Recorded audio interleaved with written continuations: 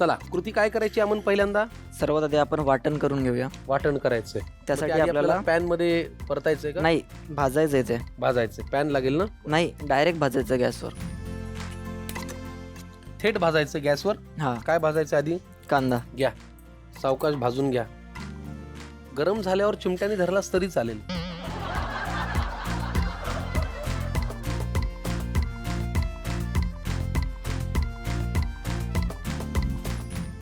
कांदा आता काढून घेऊ. हा. आता पुढे काय? आता खोबरं पण भाजून घेऊया आपण. असंच हा. ठेवा.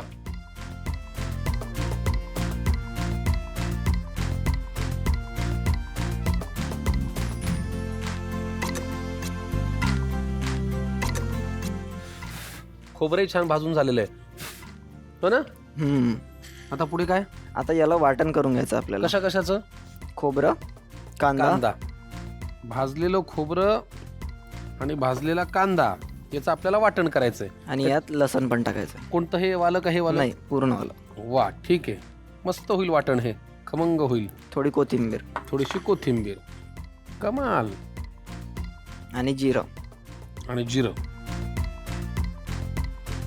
बस. वा. तुझ्या या सोशल मीडियाच्या अकाउंटला हेल्पला कोण असतं तुला? सगळं एकटाच करत असतो. One man show. आमच्याकडे मदतीला एक आचारी बुवा ठेवलेले आहेत. हा. ते तिकडे कोपऱ्यात उभे आहेत. त्यांना बोलवावं लागतं. तू बोलवलंस तर ते येतील. कारण आज पाहुणा तू आहेस. बोलव. आचारी बुवा या इकडे. हा जरा गर्लफ्रेंडला बोलवतो तसं बोलव रे. प्यार से बुलाव. आचारी बुवा प्लीज या. आचारी बुवा प्लीज या. या. येस. हे पुंगळी पाटोडीसाठी लागणारं वाटण करून घेऊन या. धन्यवाद. पाय करा त्यांना.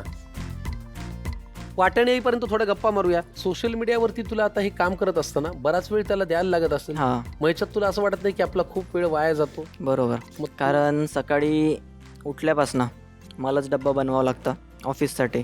तर ऑफिसला जातो. त्यानंतर 8 तिथेच वाजून जाते. मग त्यानंतर घरी आला भाजीपाला वगैरे घेऊन नाही का, मग साफसफाईमध्ये थोडा वेळ चालला जातो. त्यानंतर शूटमध्ये मग जेवण करा हे ते. मग असं मला डेली 2 वाजून जातात.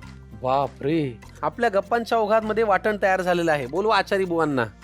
या आचारी बुवा. येऊ राहिले ना ते. कुठं जाणार आहे ते?